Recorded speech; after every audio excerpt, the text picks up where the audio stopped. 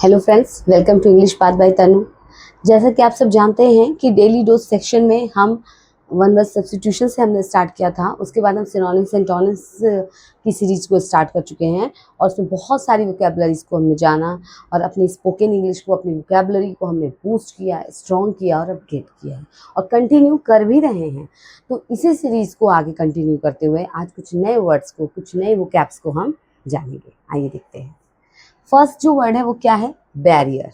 Barrier माने क्या होता है? अवरोध। जैसे आप लोग कहते हैं नहीं, कहीं जाते हैं तो कहते हैं आगे रोड पे बैरियर लगा हुआ है, यानी रुकावट लगी है, अवरोध है। ठीक है, इसका सिनोनिम्स क्या होगा? ऑब्स्टेकल। ऑब्स्टेकल का मतलब भी अवरोध होता है, रुकावट होती है, बाधा होता है। ठीक है, अब इसका एंटोनिम्स क्या होगा? अब आप सोच सकते हैं अगर रुकावट है तो यानी लिबर्टी, स्वतंत्रता, ये भी हो सकता है, मगर मैंने लिखा नहीं है, लिख दूं? इसका क्या हो सकता है? फ्रीडम, आई थिंक फ्रीडम या लिबर्टी। ये क्या है? जैसे कोई अवरोध आ रहा है, लेकिन अगर उसका अपोजिट हो जाए तो क्या हो जाएगा? फ्रीडम ही तो होगा ना। Wait, 2 minute. यस, ठीक है, फ्रीडम या लिबर्टी। ठीक है, अब सेकंड क्या है? बेकॉन। बेकॉन मीन्स होता है इशारा करना, बुलाना। इसका सिनोनिम्स क्या होगा? कॉल या इनवाइट। मतलब आप किसी को इशारा कर रहे हैं, बुला रहे हैं, निमंत्रण दे रहे हैं। इसका एंटोनिम्स यानी अपोजिट मीनिंग। अगर किसी की पहली क्लास है ये, तो मैं कहूँगी प्रीवियस क्लासेस जरूर जाके देखें ताकि आपकी वोकैबुलरी और स्ट्रांग हो। और रोज अगर आप 12 to 15 वर्ड मीनिंग्स पढ़ रहे हैं, ये सिर्फ देखने में 12 to 15 ये नहीं है कि 1 2 3 4 5 6 ये है, एक और बार हम पढ़ लेंगे तो 12 हो जाएगी, नहीं। इनके साथ जो हम सिनोनिम्स एंटोनिम्स पढ़ते हैं वो भी मर जाती है। यानी हम एक क्लास अगर आप लेते हैं डेली डोज की, तो आप एटलीस्ट कम से कम कुछ नहीं तो आई थिंक मेरे ख्याल से 40-45 वर्ड्स मीनिंग तो जान ही जाते हैं।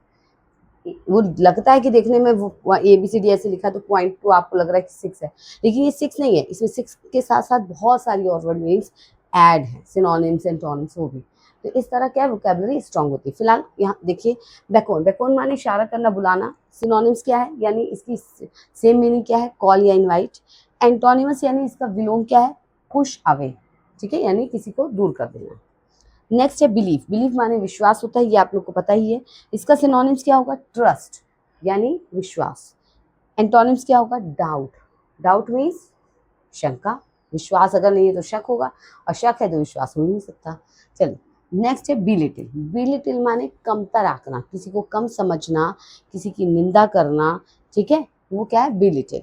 इसका सिनोनिम्स क्या होगा? Under estimate. जब आप कहते हैं ना अंडर एस्टिमेट मत करो मुझे, मतलब मुझे कम मत समझो। ठीक है, इसका एंटोनिम्स क्या होगा? प्रेज, यानी तारीफ करना, किसी की तारीफ करना पड़े। आप जब किसी को कम आंकते हैं तो यानी आप उसकी बुराई कर रहे हैं, आप उसको गलत मतलब कम समझ रहे हैं। लेकिन आप प्रेज करें, तारीफ, यानी उसका कद क्या है, उसमें उसके आपकी नज़रों में उसकी इमेज क्या है और हाई हो रही है। बेनिफैक्टर, जैसे बेनिफिशियरी, बेनिफैक्टर, बेनिफिशियल, ये इसी से वर्ड से बने हैं। बेनिफैक्टर यानी दानदाता, उपकारी। ठीक है, जो बेनिफैक्टर यानी जो फायदा दे, जो उपकार करे, मदद करे। सिनोनिम्स क्या होगा इसका? हेल्पर या डोनर, मतलब जो कुछ दे रहा है, हेल्प कर रहे हैं, मदद कर रहे हैं। एंटोनिम्स क्या होगा? राइवल, यानी विरोधी, दुश्मन। दुश्मन क्या करेगा? दुश्मन तो आपकी मदद करेगा नहीं। वो क्या है? आपका बेनिफैक्टर, यानी आपके सहायक थोड़ी होगा, वो आपका विद्रोही होगा, विरोधी होगा। बेनोवेलेंस। बेनोवेलेंस माने होता है परोपकार, उपकार करना, मदद। सिनोनिम्स क्या होगा? काइंडनेस, यानी दया। ठीक है, किसी के लिए भला सोचना, किसी के लिए अच्छा सोचना। इसका एंटोनिम्स क्या होगा? सेल्फिशनेस। एंटोनिम्स क्या होगा?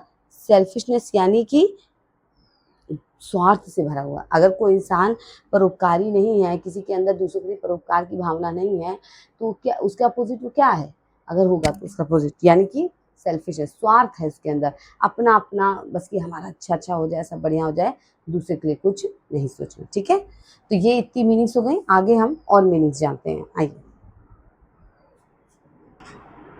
ठीक है, तो आगे हम देखते हैं जो नेक्स्ट है। नेक्स्ट वर्ड कौन सा है? बायस। बायस आप लोग नॉर्मली ऐसे यूज भी करते हैं कि ये क्वेश्चन बहुत बायस था, या ऐसे वर्ड। मतलब क्या है? पक्षपात, किसी एक का पक्ष लेना। सिनोनिम्स क्या होगा इसका? फेवर, मतलब कहते हैं मुझे फेवर आप एक फेवर कर दीजिए मेरे, प्लीज़ फेवर मी। तो फेवर करने का मतलब क्या है, किसी का पक्ष लेना, ठीक है। लेकिन इसका एंटोनिम्स क्या होगा, जस्टिस यानी न्याय। अगर आप किसी का फेवर ले रहे हैं, किसी पक्षपात कर रहे हैं, किसी को खास एक मतलब प्रियोरिटी दे रहे हैं, तो वो क्या है, गलत है। लेकिन उसका अपोजिट क्या है, न्याय, मतलब कि जो सही है वही करना है। नेक्स्ट है बिजारे। बिजारे मीन्स होता है अनोखा, ठीक है, एकदम असाधारण, सबसे अलग। तो इसका सिनोनिम्स क्या होगा, एक्स्ट्रा ऑर्डिनरी, यानी कि बहुत ही अलग, एक्स्ट्रा ऑर्डिनरी होना।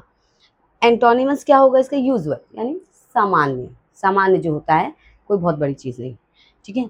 ब्लेस, ब्लेस मतलब आशीर्वाद, ये बहुत फेमस है, ठीक है, आप पता ही है। इसका सिनोनिम्स क्या होगा, एडोर। लेकिन देखिए, ब्लेस का आशीर्वाद होता है, लेकिन मैंने ये कॉमन वर्ड है, आपको पता है इसकी मीनिंग, मगर मैंने यहाँ इसलिए लिखा है ताकि आपको एक नई मीनिंग पता चल जाए। एडोर, एडोर माने भी होता है आशीर्वाद, मतलब किसी चीज को शुभकामनाएं देना।